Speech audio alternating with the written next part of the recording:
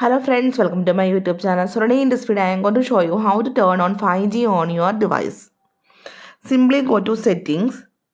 Now tap on the option mobile service. First of all, turn on your mobile data. Now you can see it is 4G, right? Now tap on the option mobile data options. Tap on voice and data. So from here you can select for 5G auto or 5G on. So here you can see what is 5G auto and 5G on. 5G auto uses 5G only when needed for performance while optimizing battery life.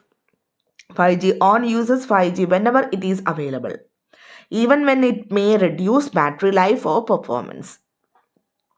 So you can select 5G auto or 5G on. You can see it is changed to 5G.